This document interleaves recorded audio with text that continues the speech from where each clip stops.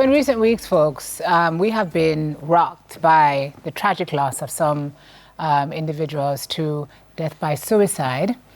In light of this, we're speaking this morning with Associate Clinical Psychologist and CEO of Tea House Therapy Limited, Sonia Winter. She's going to help us explore what could be a mental health crisis, look for warning signs, and how we can all play a part in supporting those who are struggling. I think it's important for us to do the disclaimer, so it's important that if there's anybody watching who may be triggered or, we just want you to know that this is that topic, and so you have to be careful how you maneuver this one, right? Thank you for being here. Always good to see you. Morning, Miss Sons. How you doing?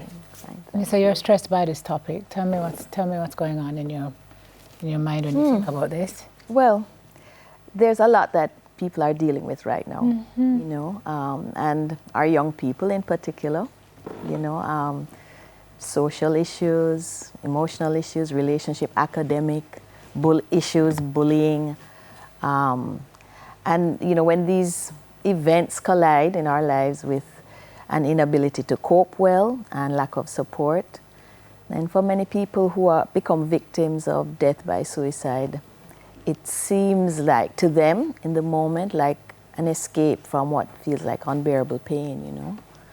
And there's been a coincidence of that over the last 2 weeks or so.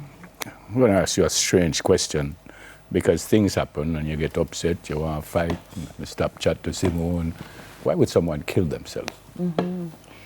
For many people, Neville, they reach a place of sort of darkness.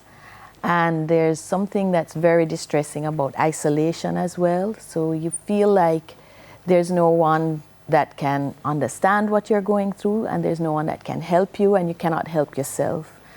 And so once you get to the point where the future looks hopeless, like nothing will change for me, then it's almost as if your mind starts searching for escapes, starts searching for a solution to the problem of hopelessness. And then in those situations, for what they deem to be peace. They want to escape. Peace. Yeah. Again, these questions are so strange, but do you go through, I don't know if you know, but do you go through the other things as I spoke about? So I mean, I go chat to her, and, you know, before you get there, or is it, my God, we can't bother with this? It varies, you know, Neville, but most often there's a build-up to it, you know. Most often it's not one issue, it's not just one argument. Most often it's many things, many times also it's over a long period of time. So for many people, it's living and existing over time in really difficult circumstances. And you often don't know. I mean, I hear people saying in light of this blessed soul who passed most recently, that there must have been people around her who knew what she was going through, and oftentimes we castigate those who are around. But Sonia, sometimes sometimes there are no signs. You know, you read that sometimes folks who are thinking of this are the happiest people in the world because they've made a decision. For sure. And so what are we looking for? In fact, it's interesting you say that. You know, that has become one of the red flags when someone is distressed for a long time and then suddenly they seem at peace and relaxed. That's often a red flag too, you know, because they've come up with a solution. That's right. And then also, you know, Simone, sometimes, you know, they've made a decision and people do reach out to help, you know, but in some situations, suicidality is a terminal illness for some people, you know. And ideation over and over and over until they absolutely. can't. Absolutely. We were speaking about me before we came in. This lady knows me very, very well. And in a serious way, she will walk in the makeup room and she just say, "Want you." She knows you well. Right. I say that to say, how she know me just down look a bit, or I am ready to hurt me. Say, how would she know? Simone is a special one. No, but I mean, I'm being serious. I mean, how would anyone know that why Burgess just don't look himself today? Yeah. But him out jump outside. How you know I'm going to jump outside? For sure. It's really just acting differently. Sometimes it's your posture. Sometimes it's, you know, you don't have that twinkle in your eye. Sometimes I know what's happening in your life as well. And I'm kind of on the lookout for telltale signs that you're not coping. Sometimes I know that whenever you're acting a certain way, it's because something else is going on with you, you know. So, and you know what's interesting that you raised that, Neville, I would like to say that many times we think that we cannot manage the burdens of other people, you know, and we think that the people that we love, it's hard to keep an eye on them and, you know, check in with them. But it not only makes a difference to the people we're checking on, but do you know it also helps your own mental health as well, to check in, to connect, you know. And I think what you're describing, it helps your mental health because it gives you a sense of community. It gives you a sense of being a part of something that's bigger than yourself.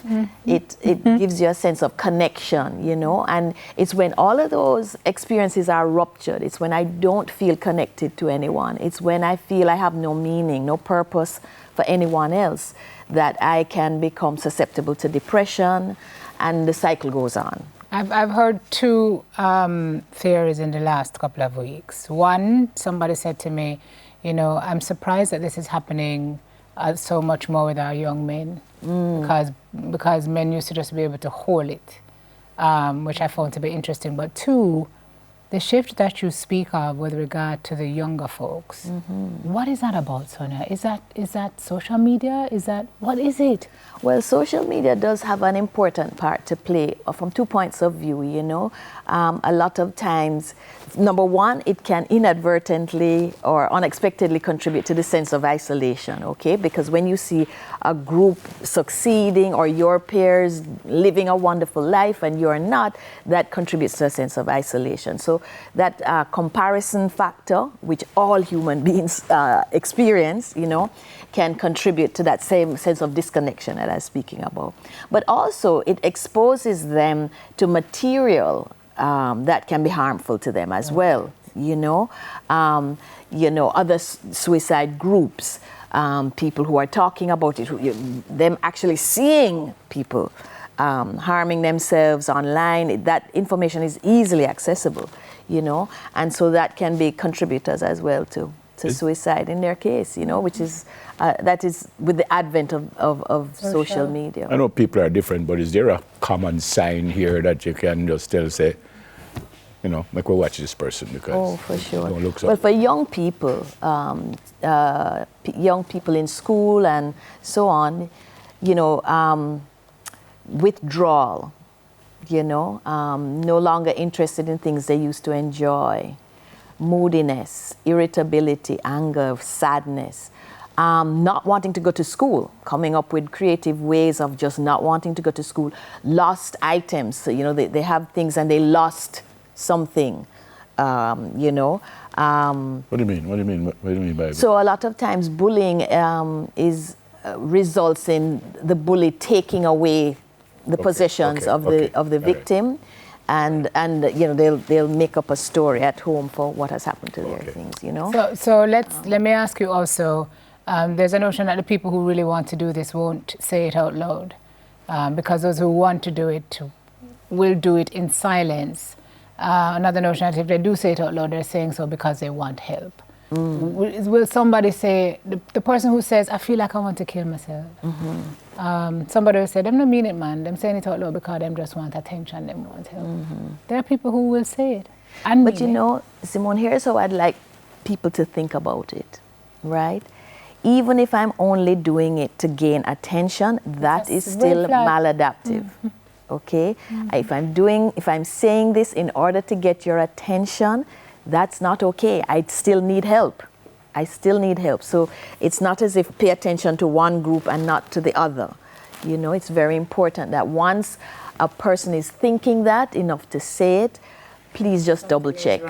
So looking for people who are withdrawn, whose behavior changes, either they pull into themselves or they're very happy when they once were Suddenly, not. absolutely. Yeah, so talking about, I just wish I didn't wake up this morning. I just don't want to be here. I you know. I'm so tired. I am so tired. It's not, what is it? Why bother? I'm feeling like, why bother?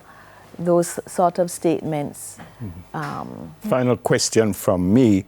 If I have those thoughts, do I get rid of it totally and move on and live a great life after that? Is that possible? Or I going to jump back to it every now and again? As to Yeah, it varies based on the individual, but because for people who get help, you know, one of the things that professionals will teach them to do is how to exist with these thoughts, you know, because sometimes the thoughts just come up, you know, unbidden, you know, we don't invite them to come up, but we teach people to live with them and to thrive with them. And for some people, once the circumstances change and they have gotten treatment, the thoughts do not come back. So it varies. Great. Good to see you as always. Thank you. And well explained as always. Yeah. Super great at what she does. Born to do it, actually. We have trained psychologists and then have those who are born to do it.